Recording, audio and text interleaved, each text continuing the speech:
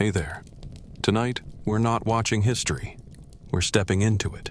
Into a world built on blood, sand, and Rome's favorite promise, bread and circuses. This is the life of a gladiator. Not glory, just survival, if you're lucky. And the truth is, you probably wouldn't last a single day. So, get comfortable, let the silence settle in, and let's begin. You wake before the light. Somewhere high above you, beyond the stone ceilings and rusted bars, Rome is already beginning to stir. Carts creaking over cobblestones, dogs barking, voices rising in the streets. But down here, beneath it all, it's still night. Time doesn't pass. It presses. The 1st century, the empire at its peak. Temples glitter with gold, arenas echo with cheers, and every road is paved with the bones of conquered men. But you don't see any of it. You live in the shadows. You belong to someone else. Not your name, not your body. Nothing is yours anymore.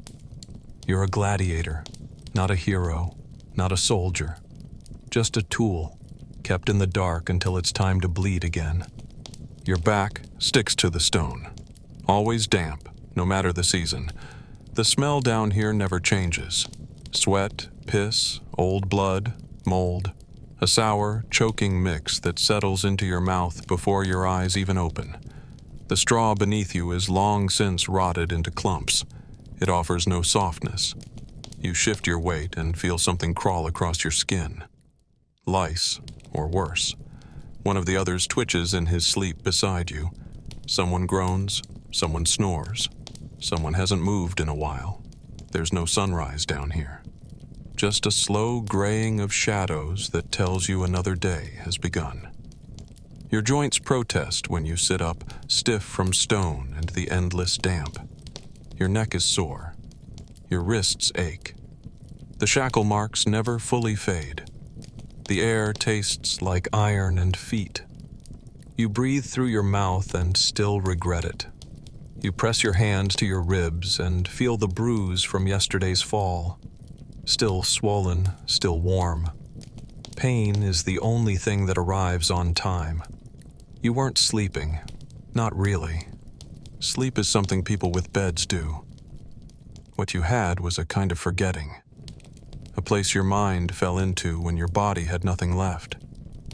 But now you're back, and the walls are still close, and the ceiling is still low, and there's still sand in your ears, blood under your nails, and a name you don't use anymore. You blink into the dark, and the day begins again. Your stomach speaks before your mouth does. It twists and pulls like something alive inside you, angry, sharp, hollow. Hunger is not new. Hunger is always there. It wakes when you do. It curls beneath your ribs like a rat that never leaves. You don't remember your last full meal. Maybe before the last fight, maybe before the one before that.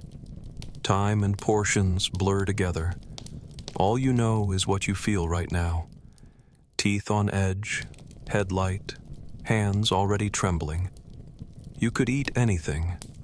A bone, a shoe strap, a piece of your own dried skin. But what waits for you isn't even food. It's routine. They pass it through the bars. One bowl, one gulp of water. The same thing every morning. A thin gruel, maybe barley, maybe ground up beans, maybe both, boiled down into a paste that smells faintly sour and faintly burned. Sometimes warm, sometimes cold. You don't ask, you just take it. You hold the wooden bowl in both hands like it's something sacred, though there's nothing holy about it. The water comes in a cracked clay cup. It smells like the barrel it sat in. Wet rope, ash, old feet. You drink anyway. The alternative is worse. You've seen what happens to the ones who stop eating. They don't last long. The others eat in silence. No talking in the mornings. Just chewing and swallowing and staring at nothing. Someone gags. Someone licks the inside of their bowl. You try not to look at them. Hunger makes people into creatures. You've seen men fight over scraps, tear each other open for a crust of bread. One night, someone tried to steal from the guard's table. They broke both his legs and left him in the corner for 3 days. He never screamed after the first. After that, just moaning, then nothing. No one spoke of it. No one even took his food. You finish what's left in your bowl and scrape the bottom with your finger. It tastes like ash and salt and wood. You swallow hard. Your throat aches. Your belly stays empty. But it's enough to stand, enough to move. And that's all they need from you. You're not fed to be full. You're fed to be usable. Fuel for the next round of swinging blades and falling bodies. You lick your lips and hand the bowl back through the bars. There's no thanks, just the next sound, the iron latch, the barked order, and the slow shuffle toward another day you might not survive. The gear is already waiting for you, laid out in a pile near the wall, if you can call it gear. Nothing here was made for you. Nothing here fits. It's handed down, passed around, patched, beaten, stained. You pick through it slowly, your hands still weak from the hunger. The straps are stiff with old sweat. The leather smells like damp rot and smoke. You lift the breastplate first. It's too wide in the chest, too narrow at the ribs. The metal is dented, the edges flared and uneven. You slide it over your tunic and feel it bite into your collarbone. It pulls to one side when you move, as if trying to turn you away from the fight. The belt is next, thick, cracked, soaked with age.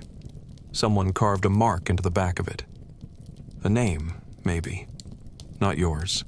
It cinches tight at the wrong place and hangs crooked. The groin flap flaps loosely, like it gave up long ago. You tie it off with a piece of cord someone knotted into it weeks ago.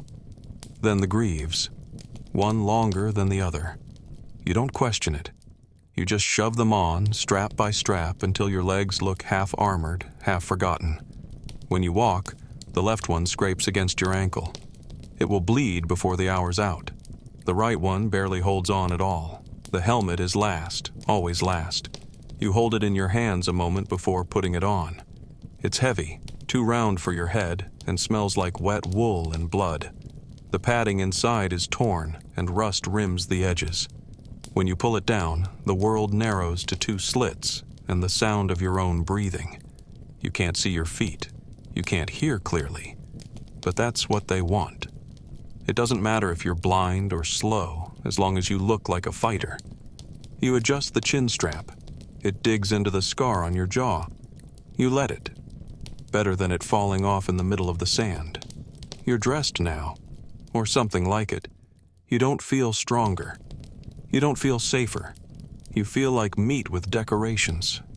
The armor doesn't protect you. It doesn't care. It's there for them, for the crowd, for the illusion, for the promise of violence dressed in iron. You move your arms to test the weight. It pulls unevenly. Every step clicks or creaks or scrapes. You're ready, they say. But nothing you wear today belongs to you. It never did. You wear someone else's name, someone else's bruises, someone else's blood, and you carry it out like it's your own. The voice comes before the light, sharp, rough, and angry. Not a name, not a command, just a sound full of teeth. It slices through the corridor like a whip. Then the real one follows. You hear it crack before it lands. Someone near the door grunts and stumbles forward. He moved too slow. That's all it takes. The guards don't ask questions in the morning. They don't wait. They swing first. You don't need to be told what to do. You rise, even as your knees protest and your back screams from the cold stone. Your fingers fumble at the straps of your armor. The breath you draw is shallow. You keep your eyes down. It's easier not to be noticed. You shuffle forward with the others. Feet dragging, iron clinking, shoulders hunched. One by one, You're herded through the low archway and into the practice yard. The sun hasn't risen, but the sky is already gray. The dust here is always awake, settling on your skin, your lips, inside your armor. There's no warmth yet, only the promise of it later, when you'll be too sore to enjoy it. The instructor waits at the far end. He's not a man who fights anymore. He's a man who remembers too much pain and makes others carry it for him. His whip dangles from one hand, lazy and quiet, but you've seen how fast it strikes. Behind him, wooden dummies, worn training blades, and the familiar stink of sweat and blood-soaked dirt. It's not a battlefield. It's a warning. The drills begin without rhythm. Not every man gets the same task. Some run laps in full armor, staggering under the weight. Others spar with dull-edged swords, swinging until their arms go numb. You're ordered to carry stones, large, round, smooth from 100 drops. You don't ask why. There's never a reason beyond obedience. You lift, step, turn, drop, again and again. Your arms burn after the third. Your back knots itself into something tight and wrong. You hear coughing, spitting, swearing. You hear the thud of bodies hitting dirt. One man falters mid-swing and takes a blow to the head. He stays down. The guard moves on. No one helps. Helping is not part of training. Your lungs ache. Your palms are raw. You've lost count of how many times you've fallen. At some point, your vision narrows, and your feet stop responding with any grace. Everything tastes of dust and rust. The whip cracks again. Not for you this time, but it doesn't matter. It always feels like it's meant for you. You keep moving because stopping invites pain. Pain you didn't choose. Pain that teaches nothing but silence. There's no praise when you finish. No nod of approval. Just a grunt, a gesture, a barked order to go clean your weapons. Morning is over, and you already feel like a broken tool being reshaped for use. The sun has risen now, but it doesn't warm you. It glares. It stares down like a god that never blinks. The practice ground is bare and wide, ringed with worn posts and stained sand that remembers more than you ever will. You stand at the edge of it, weapon in hand, legs already aching, mouth dry from breath and dust. The blade they gave you today is heavier than yesterday's. It always is. Or maybe your arms are simply weaker. You shift your weight, and the sand pulls at your feet. Not soft sand. This is grit, sharp with pebbles, broken pottery, bits of bone ground flat by countless steps. There's no comfort here, no mercy. The wind kicks up the dust, and it stings your eyes as you move forward. Every step is a battle. The ground gives way, then resists. It slides under you, shifts, slips, grabs. It's not like marching across stone or soil. This is slower, heavier. Your heels sink. Your toes fight for grip. The sandals, if you're lucky enough to wear any, offer little help. The straps loosen. The sole bends wrong. And when you stumble, it isn't the weapon that punishes you. It's the fall. The sand bites your knees, your palms, your elbows. Tiny stones lodge into your skin and stay there, as if claiming you. You push yourself upright, raise the sword again, and keep going. There is no other choice. They tell you to attack. Not someone. Just a shape. A wooden post wrapped in straw and stained dark with the history of all the others who've bled here. You swing. Harder. Then again. The weight pulls at your shoulders. Your wrists scream. You miss. You strike wrong. It doesn't matter. No one counts how many blows you land. They only count how many times you fall. and how long it takes you to rise again. Around you, others do the same. Some faster, some slower. All of you lost in the rhythm of it. Lift, step, swing, fall, curse, rise, repeat. The dust gets into your teeth, and the copper taste of blood follows close behind. You don't know if it's yours. Time breaks apart in this place. You don't know how long you've been here. Minutes, hours, an entire morning. Your arms tremble. Your legs give warnings in the form of cramps and spasms. You stop hearing the voices. You stop seeing clearly. You only know forward. One more step, one more swing, one more time dragging yourself off your knees like a man trying to climb out of a grave. The sun keeps watching. The ground keeps taking. And your breath comes in short, sharp gasps, each one more desperate than the last. You think about stopping just for a moment, but you don't, because down here, stopping is just another way of falling. The ground doesn't forgive. It catches you like a sneer, hard, hot, and full of grit. You're on your knees again, but this time not from exhaustion. A bad step, a missed signal, a glance too slow.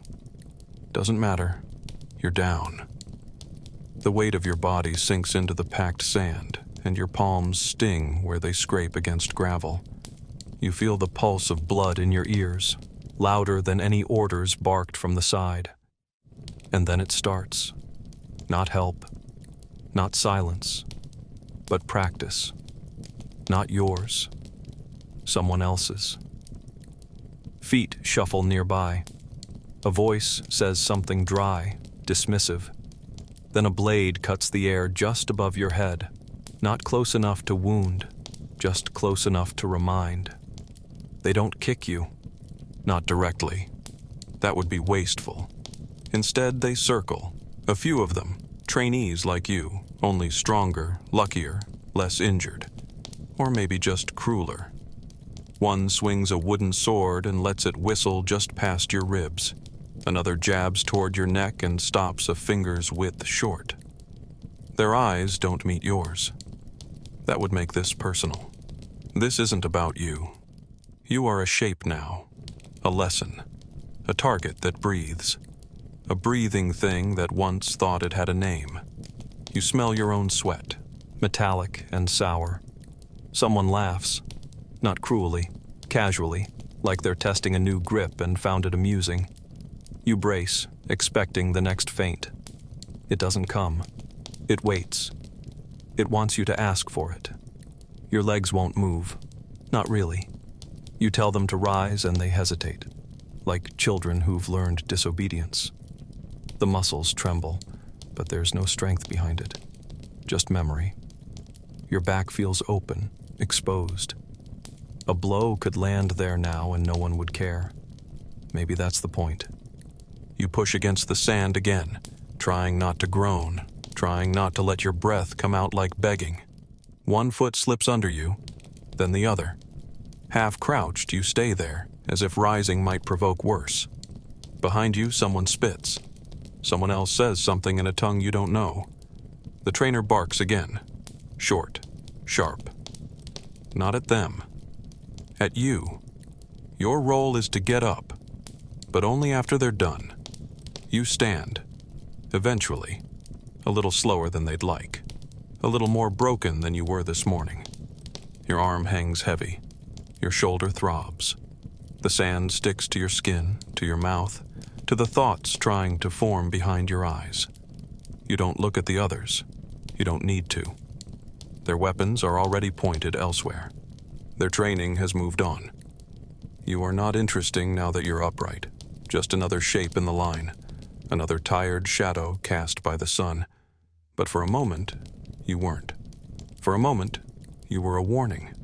A body in the dust. A live example of what happens when you're not fast enough, strong enough, silent enough. And the lesson wasn't for you. You already knew. It happens without warning. One moment he's standing, sweat streaming down his back, sword lifted, chest heaving. The next, he crumples. No cry, no stumble, just a sudden collapse, like his strings were cut all at once. The dust around him stirs as he hits the ground. His weapon bounces once, then rests beside his outstretched hand. You're close enough to see the way his eyes stay open, the way his chest doesn't rise. Blood seeps out beneath him, dark and thick, pooling in the heat. It spreads quickly into the sand, steaming slightly, as if the earth itself is drinking from him. The smell is sharp and real. Not fear, not pain, just the iron truth of what happens here. No one rushes to help. No one kneels beside him. There are no shouts, no scrambling hands, no urgency. The fight continues. The guards don't move. The instructor glances over, then nods once, to no one in particular, and turns away. That's the signal. Nothing stops. The blows keep falling. Swords keep clashing. The sand keeps shifting beneath stomping feet. For a moment, the fallen man is just another obstacle to step around. Someone does. The edge of their sandal smears the blood, turns it into mud. Another man hesitates, just a blink too long, and gets struck across the back for it. A grunt, a warning. Keep moving. Don't look too long. Don't think too hard. You look anyway. You shouldn't, but you do. His body is twisted wrong. His face is half buried in the sand. His lips are still parted, like he was about to speak and ran out of time. You wonder who he was. You've seen him, of course, shared the same stale water, maybe passed him a broken piece of bread. But you didn't know his name. Names don't matter here. Faces don't last long enough to learn. Still, you wonder if someone, somewhere, is waiting for him. A mother, a brother, a woman who thinks he might come home someday. He won't. He'll be dragged away when training ends. If he's lucky, buried. If not, burned. If not, left. The crows in the outer yard are patient, but you can't stop. Your legs are already moving again. Your arm lifts the blade. You swing because you're told to. You breathe because something in you still insists on it. The death you just saw doesn't change the rhythm of this place. Here, a man dying is no more than a dent in the dust, a stain that will dry by evening. No silence follows him.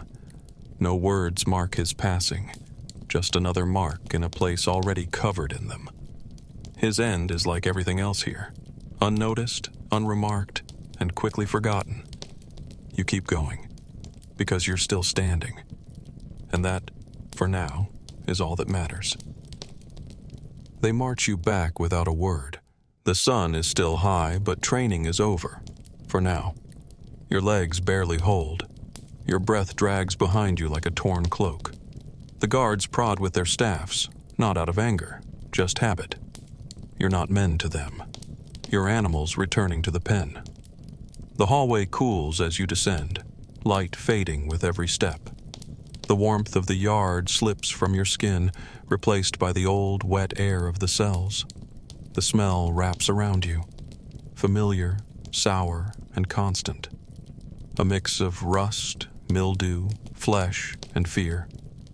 You pass by doors that don't open anymore. Some never did. Some were sealed the day someone went silent behind them. Your cell greets you like a dog that's never stopped watching. The stones haven't dried since morning. The puddles on the floor reflect nothing. You lower yourself slowly. There is no grace in the movement. Just surrender. Muscles tremble. Bones throb. Every part of you remembers the yard. You try to lean against the wall, but the chill pushes through your tunic like wet cloth.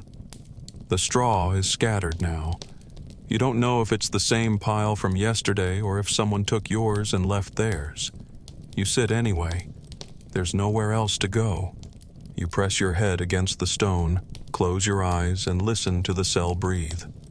Someone is muttering, not loud, not clear. From the far side, where the dark collects and refuses to leave, you can't make out the words. Another language, maybe. Or no language at all, just syllables broken into rhythm.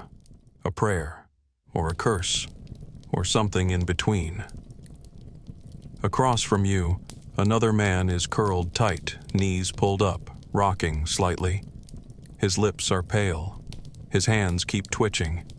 He hasn't spoken since the blow he took last week. You don't know if he will again. Next to him, someone sharpens a blade with a bit of broken pottery. Slow, steady, pointless. The blade will be taken away by nightfall. But still, he sharpens. No one speaks to each other. Not really. Words are heavy here.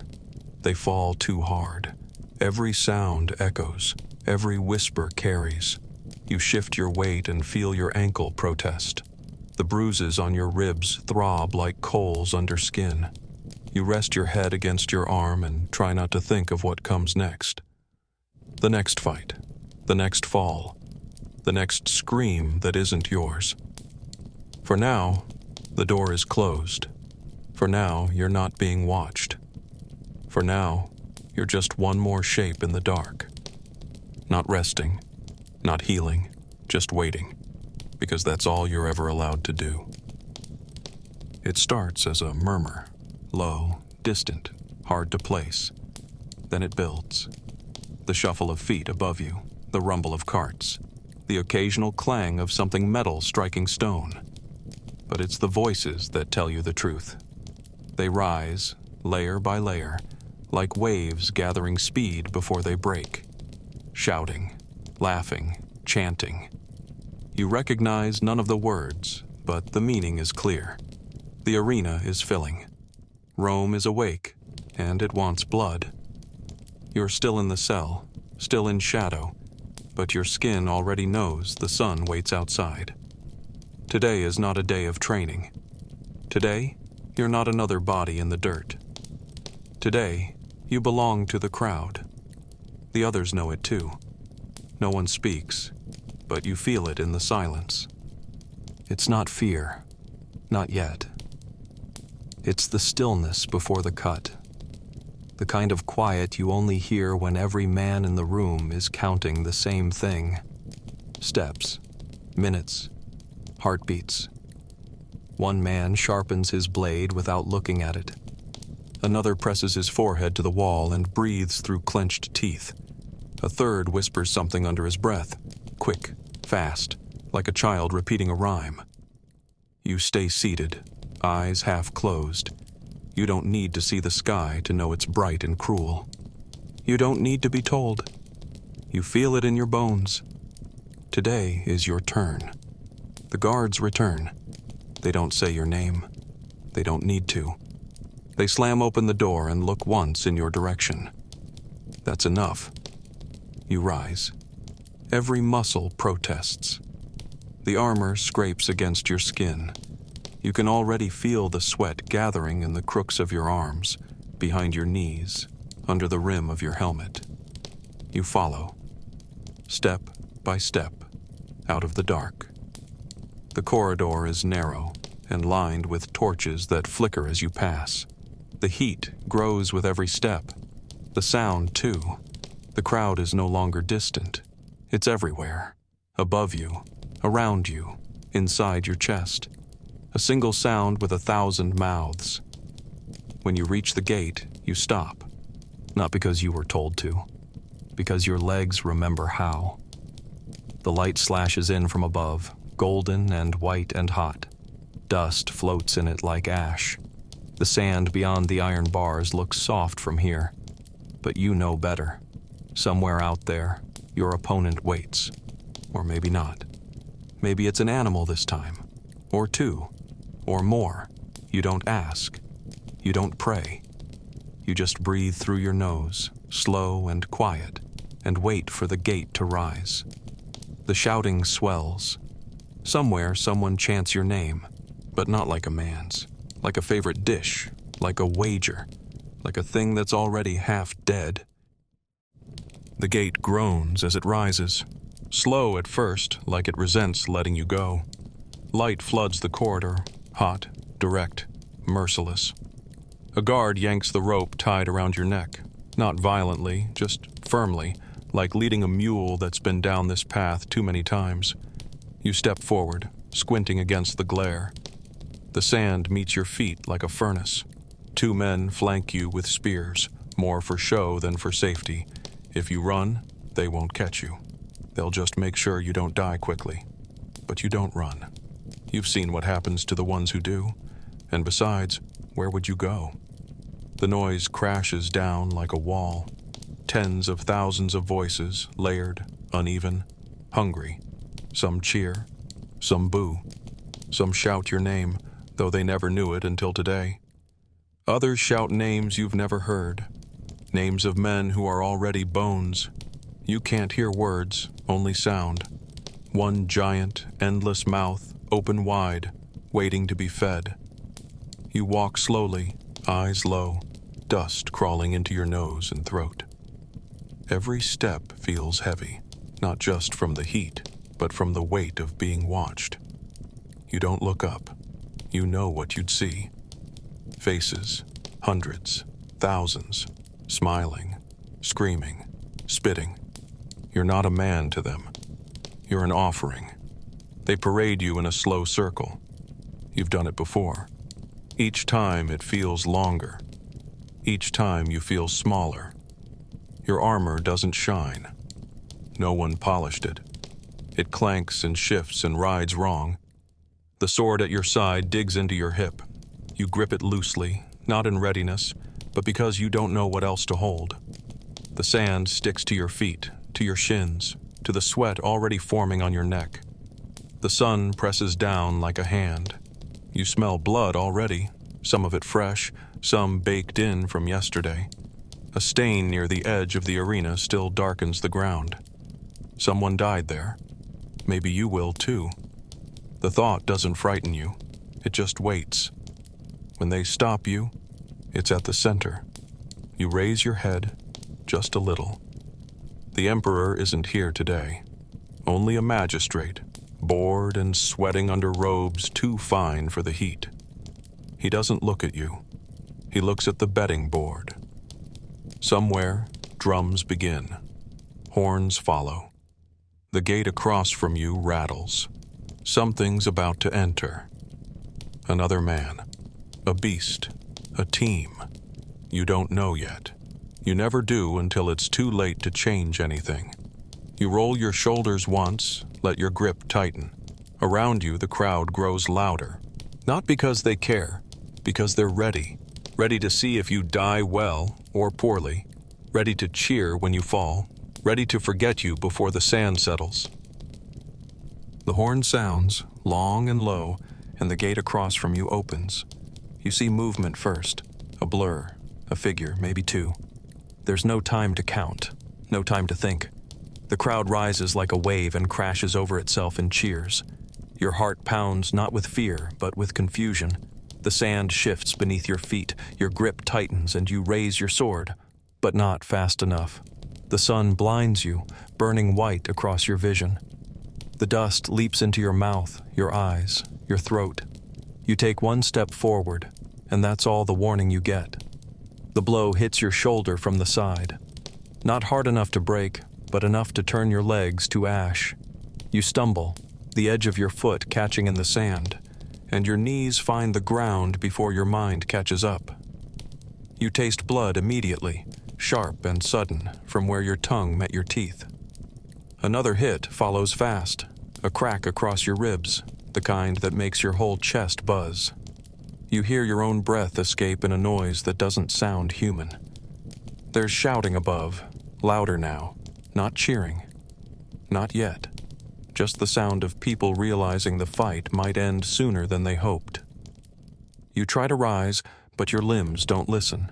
Your sword is half buried in the sand beside you, its weight doubled by the angle. You reach for it, but your fingers feel slow, clumsy. The edge of your helmet presses into your brow. Sweat pours into your eyes. All around you, the world spins. Noise, heat, faces above like coins tossed into the sky. You don't see your opponent now.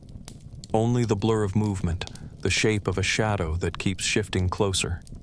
You lift the sword, barely, and brace, not to fight, but to stay alive. The sand shifts under your heel again, mocking. The earth here isn't for footing, it's for bleeding into. Another strike misses you, just barely. You don't know how. Maybe luck, maybe the other man misstepped. Doesn't matter. You're still down. You're still open. You hear a name shouted. It's not yours. Probably his. Probably someone who survived more fights than you've seen days. You manage to get one knee under you, then the other.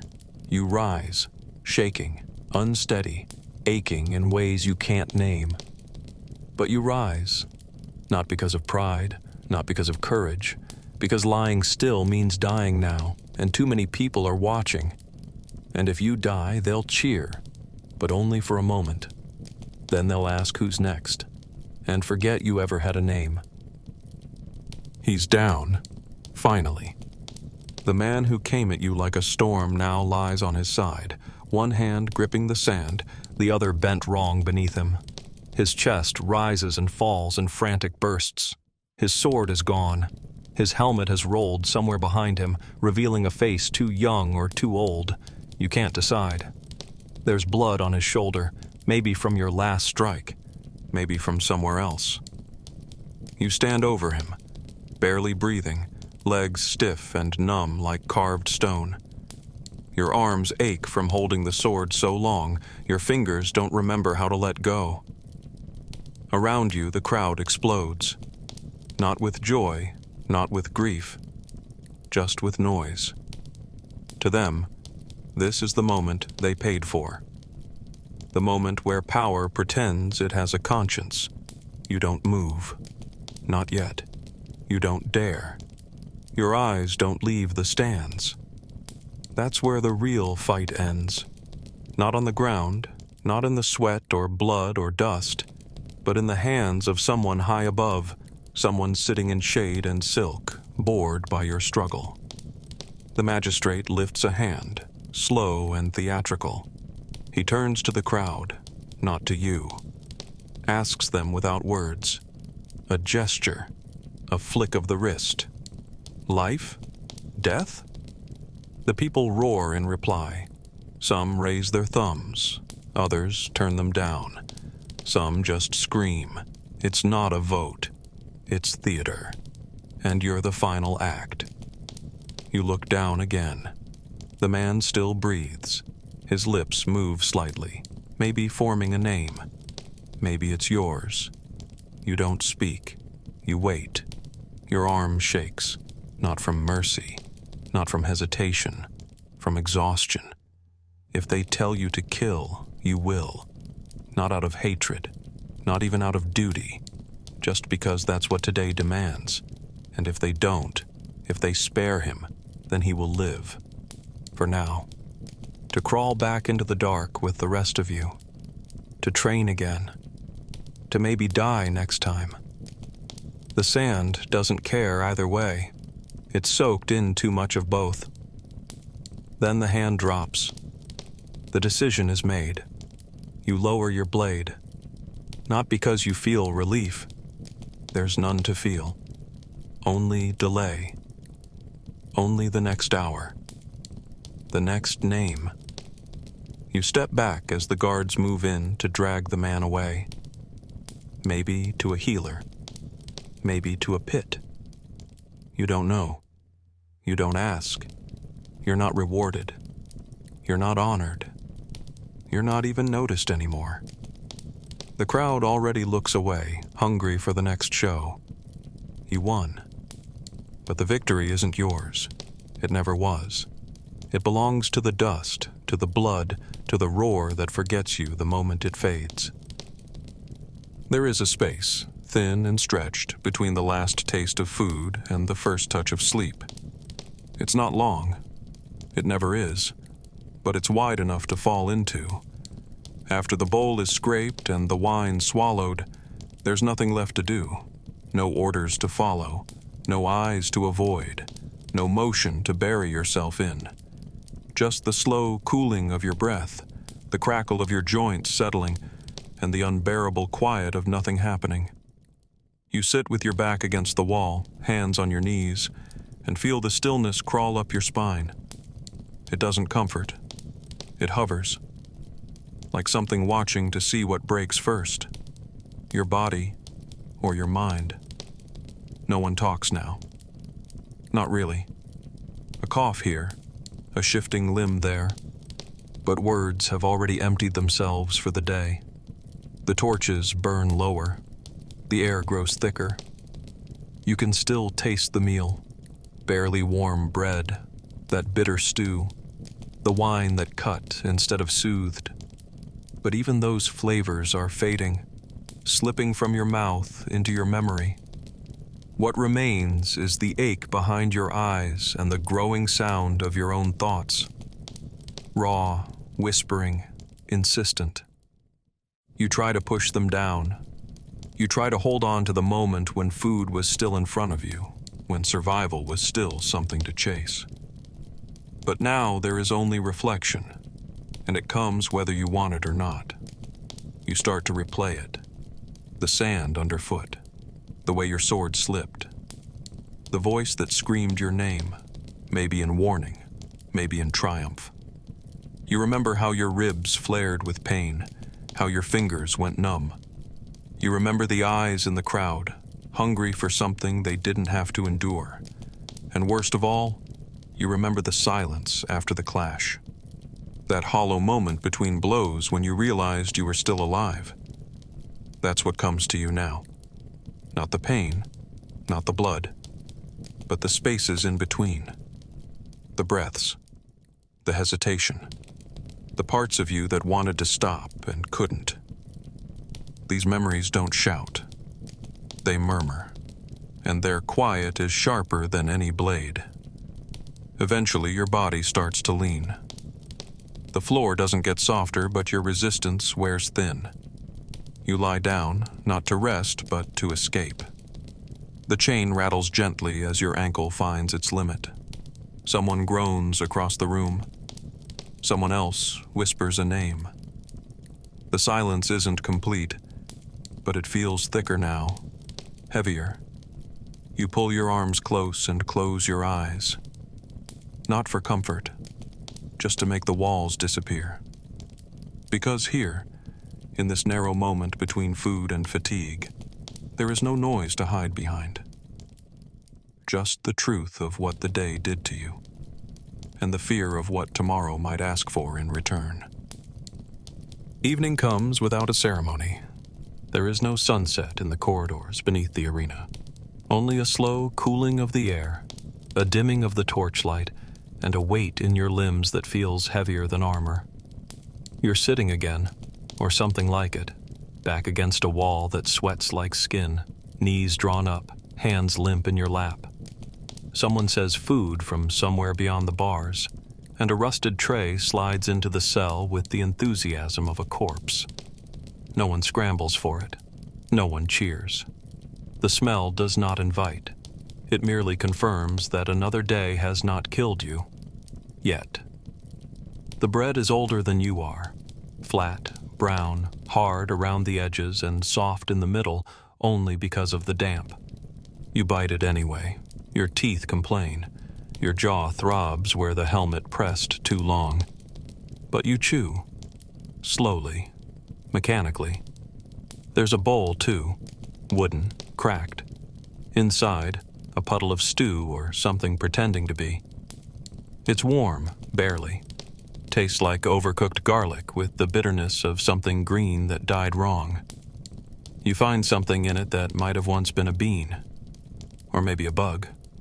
Doesn't matter. You swallow it. Not for strength, for the habit of swallowing. Beside the bowl, a cup. Not silver, not even clay, tin or something close. Inside, wine. The color of dusk, the taste of cheap promises. It bites your mouth, stings your cracked lips, but still, you drink. Not enough to numb. just enough to confuse the pain with the warmth. Around you, the others eat in silence. You hear slurping, chewing, a cough. One man vomits and then apologizes to no one. Another eats with his fingers, slow and grateful, like this is a feast. You don't speak.